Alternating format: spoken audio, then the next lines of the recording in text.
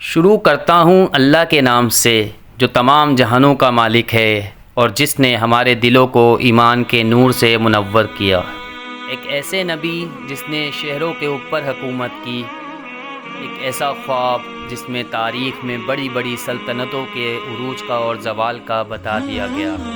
ایک خواب اس نے اب اور کیوں دیکھا تھا، اس کی تعبیر بتانے والے شخص کو بھوکے شیروں کے آگے کیوں ڈال دیا گیا۔ السلام علیکم معزز ناظرین، ہم آپ کو آج حضرت دانیال علیہ السلام کا مکمل واقعہ بتائیں گے۔ اگر آپ ہمارے چینل پہ نئے ہیں تو چینل کو سبسکرائب کریں اور اگر ویڈیو پسند آئے تو لازمی شیئر کریں۔ حضرت دانیال علیہ السلام اللہ تعالیٰ کے نیک پکار پیغمبر تھے۔ آپ 457 قبل مسیح میں بیت المقدس میں پیدا ہوئے۔ آپ کے نام کے لغوی معنی خدا میرا منصب ہے۔ آپ کے والدین کے متعلق کسی بھی کتاب میں کوئی معلومات موجود ہی نہیں۔ بعض روایتوں نے لکھا ہے آپ یہودا کی نسل سے تھے اور آپ کا خاندان اسرائیل کا ایک اعلیٰ مرتبے کا خاندان تھا۔ جس وقت آپ جوان ہوئے یہ بنی اسرائیل کا سب سے بدترین زمانہ تھا۔ اس وقت کے لوگ ظلم، زیادتی، بدکاری ان کی بھی حدوں کو پار کر چکے تھے اور اللہ تعالیٰ کی پوری طرح سے نافرمانی کر رہے تھے۔ اللہ تعالیٰ نے ان کی قوم پر وقت نصر کی کو مسلط کر دیا اور بادشاہ بابل کا ایک بہت ہی ظالم بادشاہ تھا۔ اس نے یہودیوں کی ریاست پر حملہ کر دیا اور یہودیوں کی سب سے مقدس عبادت گاہ ایک کل سلیمانی کو تباہ کر برباد کر دیا۔ حضرت دانیال کا یہ ماننا تھا کہ وقت نصر کا حملہ ان کے اوپر اللہ تعالیٰ کی طرف سے ایک عذاب ہے، کیونکہ یہ لوگ بدکاری اور زناکاری اور گناہ کاری میں مبتلا ہو چکے تھے۔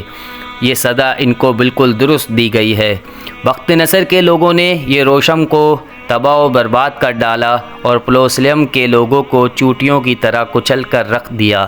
باقی بچے ہوئے لوگوں کو باندھ کر بندی بنا لیا۔ ان غلاموں میں حضرت دانیال علیہ السلام بھی شامل تھے۔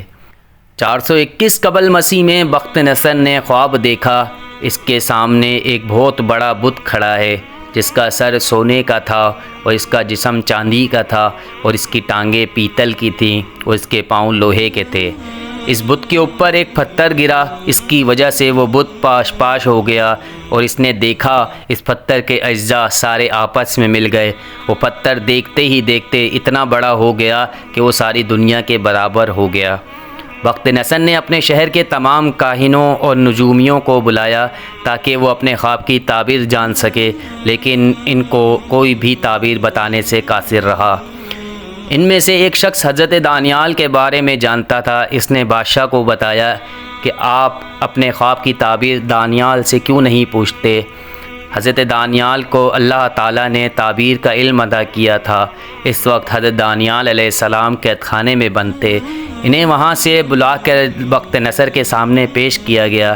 اس زمانے میں ایک رواج تھا، جو بھی بادشاہ کے سامنے آتا وہ پہلے اسے سجدہ کرتا، پھر اس کے بعد اس سے اپنے موضوع پر بات کرتا۔ لیکن جب حضرت دانیال وقت نظر کے سامنے آئے، تشریف لائے، تو انہوں نے وقت نظر کو سجدہ نہ کیا اور انکار کر دیا اور کہنے لگے کہ اللہ کے سوا کسی کو سجدہ جائز نہیں۔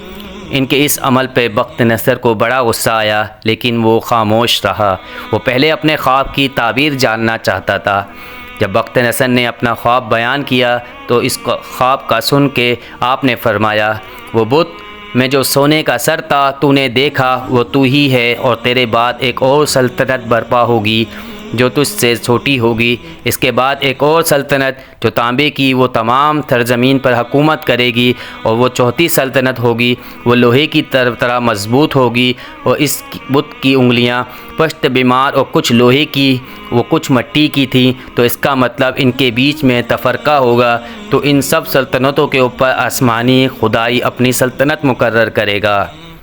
اس کی حکومت کا قیامت تک قائم رہے گی۔ اس کی حکومت کسی اور قوم کے حوالے کبھی نہ کی جائے گی۔ پھر حضرت دانیال نے فرمایا کہ بہت جلد تیری حکومت کا خاتمہ ہو جائے گا اور تجھ پر فارس، قومی اور یونانی غالب آ جائیں گے۔ حضرت دانیال کی یہ قابلیت دیکھ کر اس بادشاہ نے ان کو اپنا وزیر مقرر کر دیا۔ بادشاہ کی عقل مندی سے بہت متاثر ہوئے۔ صحیفہ دانیال کے مطابق حضرت دانیال بالکل جوان آدمی تھے اور وہ ہر چیز جلد سے سیکھ لیتے تھے۔ بخت نصر جب بھی کوئی سوال کرتا تو حضرت دانیال ایک مدلل جواب دیتے۔ حضرت دانیال نے بابل میں قیام کے دوران کبھی غیر حلال کھانا نہیں کھایا اور آپ سادہ غذا اور پانی پہ گزر بسر کرتے تھے۔ اللہ تعالیٰ نے آپ کو ان سارے کھانے میں بھی اتنی برکت عطا کی تھی، وہ کھانے کے بعد بھی آپ سب سے زیادہ صحت مند نظر آتے تھے۔ حضرت دانیال زیادہ تر اپنے پروردگار کی عبادت میں مشغول رہتے اور ہر روز دن میں 3 مرتبہ بیت المقدس کی جانب رخ کر اپنے اللہ کی عبادت کیا کرتے۔ بخت نصر کو دوبارہ سے وہی پریشان کر دینے والا خواب آیا۔ حضرت دانیال نے بخت نصر کو بتایا، اگر تو چاہتا ہے کہ تیری بادشاہت قائم رہے تو تو اپنے خزانے غریبوں کی طرف کھول دے اور ان کی مدد کر، یہاں تک کہ کوئی بھی بھوکا پیٹ نہ رہے۔ بخت نصر نے قوم پر جو عذاب آنے والا تھا وہ ہٹ جاتا ہے اور ان کے ملک اور حال بھی اچھے ہو جاتے ہیں، کیونکہ بخت نصر حضرت دانیال کی نصیحت پر پورا عمل کرتا ہے، جس کی وجہ سے ان کے ملک کے حالات بھی اچھے ہو جاتے ہیں۔